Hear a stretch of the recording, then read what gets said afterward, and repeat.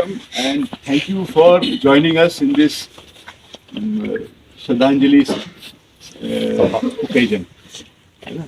मैं आप लोगों से तो कई से पहले भी हमारी मुलाकात होती रहती है ऑफ एंड ऑन, और कुछ नए नए चेहरे भी इस बार नजर में आ रहे, तो आप लोगों को कुछ पता होगा हिस्ट्री के बारे में, यहाँ के बारे में कुछ नहीं पता होगा, तो मैं जस्ट क्योंकि ओकेजन है ऐसा, हम लोग यहीं पे खड़े हैं। तो ये खलंगा स्मारक इसको बोलते हैं। ये सबसे हाईएस्ट पॉइंट है नाला पानी रिजर्व फॉरेस्ट के अंदर। तो उस टाइम पे भी 1814 में भी ये जो था हाईएस्ट पॉइंट था, यहाँ पे एक ऑब्जर्वेशन पोस्ट था जिससे कि मूवमेंट वगैरह देखने के लिए। आपकी जानकारी के लिए, ये साल के पेड़ उस टाइम इतने नहीं थे, ये बाद की बात है, ठीक है। थे, जंगल थे सब थे, बट उतना नहीं था। इसके पहले भी 10-20 साल के पुराने, जैसे हमारी समिति जो है ये 50 साल की हो गई है, तो ये 50वां साल है हमारा, जो 12 मई 1974 को स्थापित हुई थी। और स्थापित जो हुई थी वो नीचे रुद्रेश्वर मंदिर जो है नाला पानी का शिव जी मंदिर, उसी मंदिर के प्रांगण में ये जो समिति स्थापित हुई थी। तो आज 2024 में 50 साल पूरे हो गए। तो इस साल हमारा ये स्वर्ण जयंती गोल्डन जुबली का मेला होगा, तो कल होगा, और उसी के लिए थोड़ा एक्स्ट्रा करके हम लोग शाम को आज नीचे जो खलंगा मेमोरियल जो अंडर ASI के अंडर में है, वहाँ पे 6 to 8 शाम को 2 घंटे का कल्चरल एक्टिविटी है, कल्चरल प्रोग्राम है, डांस, सॉन्ग्स, ट्रेडिशनल सारे, और एक छोटा सा स्किट है 20-25 मिनट्स का, जिसमें ड्रामा करके एक्टिंग करके दिखाया गया है। इसके खास कुछ इवेंट्स जो हुए 2 महीने के अंदर। 2 महीने कौन सा? 1814 में जब ब्रिटिश और अलाइड फोर्सेस जब अगर आप थोड़े से पीछे जाएंगे तो बैटल ऑफ पैलासी आपने सुना होगा। तो वो बैटल था पहला जब ब्रिटिशर्स जो वेस्ट बंगाल से इंडिया में एंटर किया था। तो पहली बैटल थी बैटल ऑफ पैलासी। तो वहाँ के जो किंग्स थे उनको हरा के उन्होंने वहाँ से ईस्ट इंडिया कंपनी जो आके स्टैब्लिश की थी।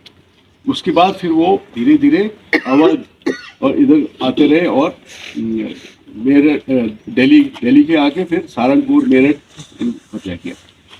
उसके बाद जब उनकी नज़र पड़ी हिमालय की तरफ, तब उन्होंने जो है एडवांस करके देहरादून पहुँचे।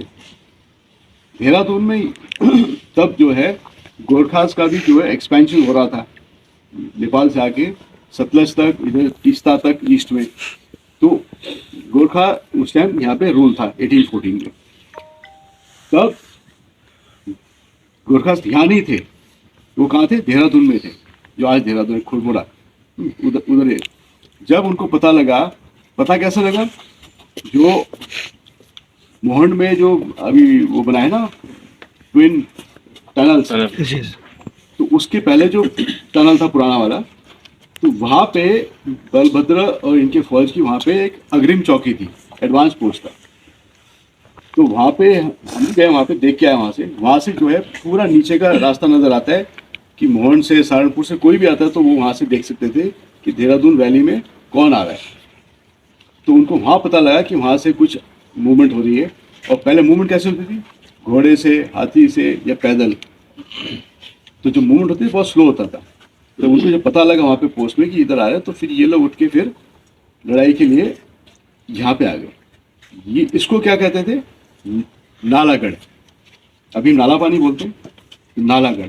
नालागढ़ क्या था? ये थोड़ा और पीछे आते हैं तो 15th सेंचुरी में, 1515 के आसपास की बात है, जब कत्यूर डायनेस्टी कुमाऊं की, जो पूरे उत्तराखंड, नेपाल सबको वो राज करते थे, उनका जो है डिसइंटीग्रेशन हुआ। जैसे कत्यूर किंगडम खत्म हुआ तो सारे जितने भी यहाँ पे अलग अलग जगह में थे, तो अपने अपने छोटे छोटे प्रिंसिपैलिटीज में बट गए। छोटे छोटे राजा महाराजा अपने बन गए, तो सब अपना अपना राज करने लगे। तो 15 उसमें अजय पाल, जो पाल डायनेस्टी के थे, उन्होंने आके इसको क्या किया? इकट्ठा किया, फिर से यूनिफिकेशन किया। तब जब यूनिफिकेशन किया तो किसको यूनिफिकेशन किया उन्होंने? 52 प्रिंसिपैलिटीज को। तो इसलिए जो आप सुनते होंगे गढ़वाल में 52 गढ़िया, तो 52 गढ़ वो क्या थे? ये 52 गढ़ थे, छोटे छोटे फोर्ट्स अलग अलग अपने, तो 52 गढ़िया हुआ। तो वो जब उन्होंने इकट्ठा किया, कंसोलिडेट किया, तब से फिर नाम क्या पड़ा, गढ़वाल। गढ़वाल की सर नाम गढ़वाल था वहाँ पे कि ये सब गढ़ इकट्ठा हो गए तो गढ़वाल बनाया गया। ठीक है, तो अब क्या हुआ है कि जब वो इधर आए तो गोरखास का जो लड़ाई हुआ था प्रद्युम्न शाह से टिहरी में, फिर खुड़बुड़ा में, तो जब उनकी हार हुई तो प्रद्युम्न शाह जब की डेथ हुई तो फिर गोरखा सैनिक ने उनको ले जाके हरिद्वार में बाइज्जत उनका वहाँ पे संस्कार किया था। ठीक है, ये सब चीज़ें हैं हिस्ट्री में लिखी हुई। दुश्मन को भी रिस्पेक्ट देते थे। तो वो सब हुआ, जैसे राजा का कन्वेंशन होता है उस तरह से ले जाके उनको किया। अब सोचने वाली बात है कि वहाँ पे उन दिनों में कोई फिक्स्ड या रेगुलर फोर्सेस नहीं होते, आर्मी नहीं होती थी जैसे आजकल है कि आधार कार्ड भी होगा, आई कार्ड भी होगा, सब होगा, ऐसा कुछ नहीं था। उस टाइम फोर्सेस जो सोल्जर्स थे वो क्या करते थे, वो मर्सनरीज थे, सिर्फ पैसे के लिए वो लड़ते थे, चाहे वो गढ़वाल के, कुमाऊं के हो, अफगानिस्तान के हो, पंजाब के मराठास हो, कोई भी। उस टाइम मर्सनरीज, जहाँ उनको अच्छा सपोर्ट मिलेगा, पैसा मिलेगा वहाँ। तो जब गढ़वाल का ही खत्म हुआ तो कुछ गढ़वाली कुमाऊनी सोल्जर्स भी इनके साथ शामिल हो गए। काम तो कुछ था नहीं और सोल्जर्स के पास, तो वो सब मिलके फिर यहाँ पे आ गए। यहाँ पे क्यों आए, यहाँ फोर्ट पहले ही था नालागढ़, गोरखा ने नहीं बनाया था। ये 52 गढ़ में से एक गढ़ नालागढ़ था। जब यहाँ पे आए तो यहाँ पे इसलिए आए क्योंकि यहाँ पे डिफेंस पोटेंशियल था, मतलब लड़ाई लड़ने की एक क्षमता होती है हर जमीन की। वो देहरादून में नहीं था, देहरादून में तो वो एक ही रात में खत्म हो जाते। तो उनको यहाँ वो स्ट्रैटेजी है, टैक्टिक्स है वॉर की, बैटल की, तो फिर यहाँ आए, यहाँ पे आकर तैयारी करी। और तैयारी करने के बाद फिर 21 अक्टूबर को ब्रिटिश और allied force, east India company, उस टाइम ब्रिटिश नहीं थी, उस टाइम ईस्ट इंडिया कंपनी थी, ब्रिटिश सरकार बाद में आई है, उन्होंने ईस्ट इंडिया कंपनी से टेक ओवर किया है। तो ईस्ट इंडिया कंपनी और उनके जो फोर्सेस थे, जो साथ में मिलाता है सबको, बंगाल को साथ मिलाया, अवध को साथ में मिलाया, ऐसे करते करते ये लोग यहाँ पहुँचे। तो जब यहाँ पहुँचे तो 21 अक्टूबर को वो लोग देहरादून पहुँच गए थे मोहन पास से, और कुछ पहुँचे थे तिमली पास से। तो जब यहाँ कंसंट्रेट हुए तो उन्होंने फिर यहाँ पे जो हुई इंटरेक्शन हुआ, और लड़ाई सिर्फ दिन में होती थी, सूर्यास्त के बाद युद्ध विराम कोई नहीं होता। ठीक है, जो वही कल्चर था, आजकल जैसा नहीं है, दिन रात सब बराबर है। तो फिर उसके बाद यहाँ पे जो है अक्टूबर से लेके 30 नवंबर, आज 30 नवंबर है, इन 2 महीने में उन्होंने 3-4 अटैक किए, सारे फेल हुए, किले तक नहीं पहुँच पाए, बहुत कैजुअलिटीज़ हुई। जनरल जिलेस्पी जो उनके बहुत स्ट्रॉन्ग जनरल थे, जिन्होंने मैसूर में टीपू सुल्तान के साथ वहाँ किया, फिर जावा सुमात्रा पूरे जीतते हुए यहाँ आए थे। तो उन जनरल जिलेस्पी की डेथ यहाँ पे हुई थी नाला पानी में, गोरखा से लड़ाई करते, और साथ में उनके कई सारे ऑफिसर और मरे थे। तो काफ़ी कुछ जो उनका लॉस हुआ।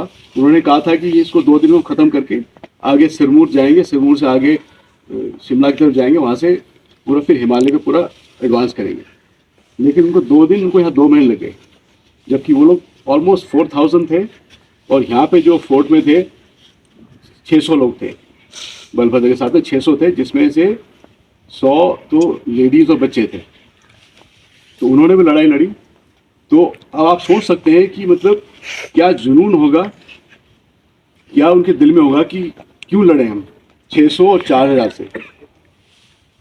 न यहाँ बिजली है, न पानी है, न सड़क है, न खाने पीने का है, फिर भी लड़े। तो किस लिए लड़े? क्योंकि उनका था कि ये जो थे, जो विनी सेना आ रहे थे, ये हिमालय की तरफ जाते, हिमालय में जाने से रोकना था। ये फुट हिल्स है हिमालय के, आप सबको पता है। तो पहला उनका इनकाउंटर गोरखास के साथ यहाँ पे हुआ। उनको तब एहसास हुआ कि फाइटिंग कैपेबिलिटी क्या है।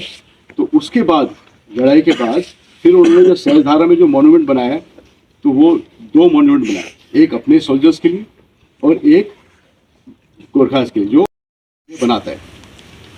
तो ये और सबसे अच्छी बात है कि आज वो मॉन्यूमेंट और ये जगह हमारे देहरादून में, हमारे गढ़वाल मंडल हमारे लिए है और हम लोग इसकी केयर कर रहे हैं। और ये अपने आप में thanks to internet, thanks to social media, कोई भी आता है टूरिस्ट बाहर से, नेट पे चेक करते भी देहरादून में देखने की जगह क्या कौन कौन सी है, तो यहाँ आते ही आते हैं। क्योंकि हम जब भी काम कराते हैं, जितना भी यहाँ रहते हैं, आते हैं मेंटेनेंस के, तो मुंबई से, गुजरात से, नेपाल से, रोज के रोज। तो अभी इसको as a tourism point of view से भी हमने बोला है शासन को, तो शायद इसका अभी कुछ कर रहे हैं, तो इसका और डेवलपमेंट होगा। और डेवलपमेंट होने के साथ में फिर कुछ और भी चीज़ें आती है, ट्रैश, कचरा, ये वो सारी चीज़ें। तो फुटफॉल ज़्यादा होगा तो फिर जो है बर्ड्स, एनिमल्स का भी फ़र्क पड़ता है, तो ये सब भी हमें कंट्रोल करना पड़ेगा। तो इसकी ये हिस्ट्री थी और ये आज की डेट में सिचुएशन है। तो जस्ट मैंने कहा ये आप लोग आए हो, किसी को पता होगा, किसी को नहीं पता होगा, तो I thought Anil ji sir ने बोला थैंक यू सर।